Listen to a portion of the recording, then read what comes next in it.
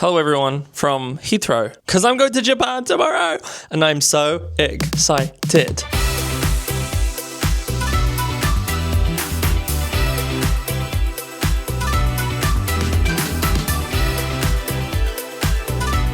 It is 11:31 currently, and I'm at Heathrow Airport because I am going to Japan tomorrow. I am so excited. The flight tomorrow is at 9 a.m, so I thought it's probably best to get an airport hotel so I don't have to worry about anything. I can have a nice evening to myself. It's such a weird time difference because I take off at 9 a.m. and I get there at 7 a.m. in the morning the next day. So I have the whole day ahead of me. I feel like I'm going to be so excited. The adrenaline's going to be pumping and I will be absolutely fine. But part of me is worried that if I don't sleep tonight, or I don't sleep on the flight, or I don't sleep either, I'm going to be cooked. But you know what? We will see what happens. Come along with me to Japan. This is my first vlog, by the way, so if it's shit, you can be honest with me. Good morning.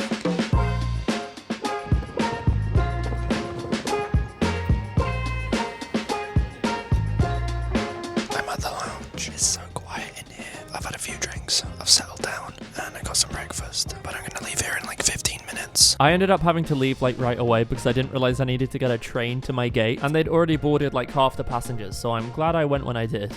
So I'm flying British Airways today. This is my little suite. I've got a little mirror in here. Storage either side. Let me put my seat up right. They just came around with a hot towel. Lovely. Beautiful. About an hour into the flight, the food came round and I had this tomato soup with some bread and this little cocktail while I watched Frozen and waited for my main meal to come, which was this beef teriyaki thing. It was really tasty. For dessert, I had this little lemon bar thing, which was also really good. And then I just got ready to get some sleep. And I always have to moisturize a ton when I'm flying because my skin gets so dry otherwise. I slept for an hour on and off. I'm so tired, but they're serving breakfast now and I feel like I kind of had to get something. I'm nearly there, we're an hour out, so I'm excited. Here it is. Little fruit platter, little croissant, little strawberry yogurt. I'm about to eat.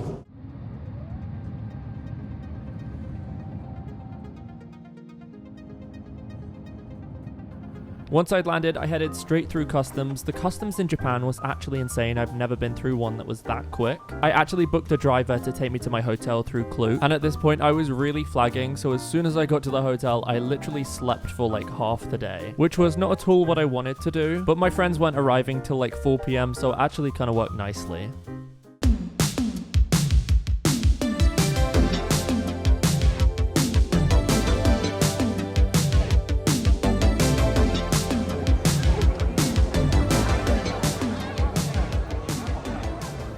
Now I'd woken up a bit, the first stop of the evening was this place called Me Tokyo, which had so many gacha machines. We spent an hour in here getting trinkets. I got so many things that I did not need, but it was still 100% worth it. And then we did this beauty photo booth, which was so funny to do. It kind of edits you to make you beautiful, I guess, and then you can decorate it. And there's some of my favorite pictures I think I got this trip. We had a little look around at some of the claw machines, but we were so hungry and tired, so we got some ramen, which was amazing, and then headed to bed. It's our first full day in Tokyo. I'm so excited. The first day we got here was actually very chill. It rained pretty much the whole day, so we just wandered around and ended up going to this Teacup Pig Cafe on a whim. I don't know if I'd go here again, but it was definitely a fun experience for the day. And these pigs are actually so adorable. So we're going to Sensoji Temple, which has a street food market behind it. And this is our first time taking the public transport in Japan. We're at the Ginza line.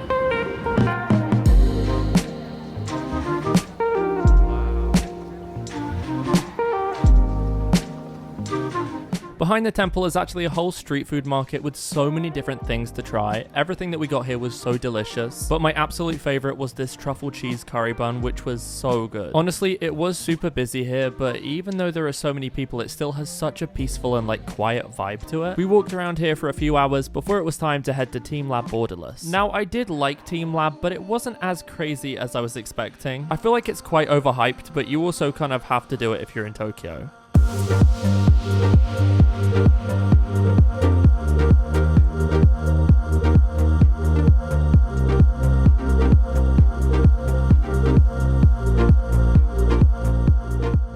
After that, we headed back to our hotel in Shibuya, and pretty much right next to it was this bar called Shibuya Yokocho. We actually came here a few times, but both the drinks and the food were really good. After we left there, we headed to 7-Eleven to get some drinks, and then began our night in Golden Guy.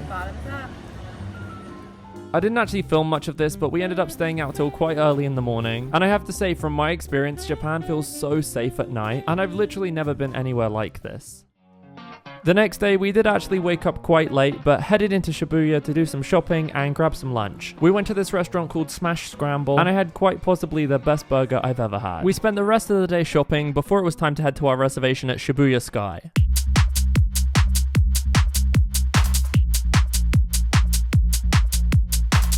I'd heard so many things about this, but for me it was one of my favorite things we did in Tokyo, and is one of the main touristy things that I think is definitely worth the hype.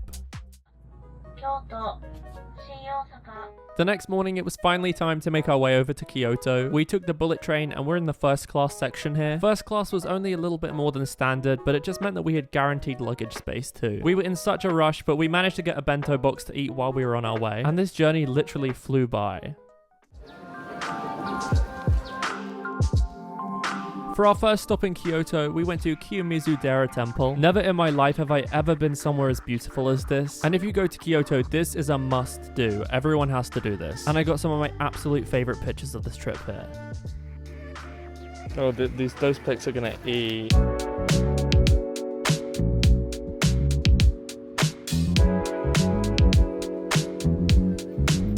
So we're in Kyoto this morning and we're headed to the Le Labo Cafe. They have an exclusive fragrance here which we want to try out, and I'm excited to try it and smell it and see if it smells good. And then I think they have do they have food?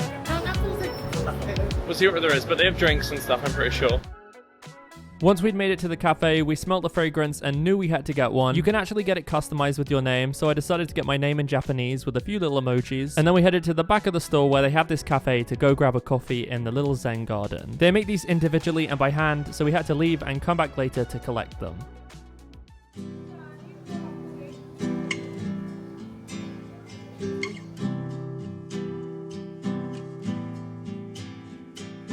Later that day, we headed to Fushimi Inari Shrine. I've seen this place absolutely everywhere on the internet, so I knew we had to come. Everyone online says it's extremely busy, and it is, but the higher that you walk up, the less busy it is, and it really is such a beautiful and peaceful walk up. We ended up coming off the main path and going on this side one, and the views were just absolutely beautiful. We kept walking all the way up to the midway point, and we even saw some of the temple's cats, which was so cute. And it was definitely the perfect end to our trip in Kyoto, and I truly can't wait to come back.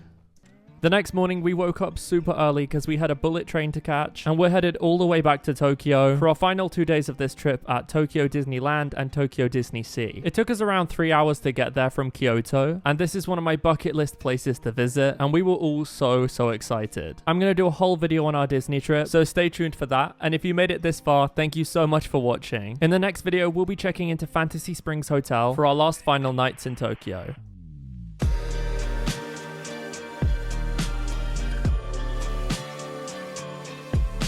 She's doing her makeup. Where? On the bullet train.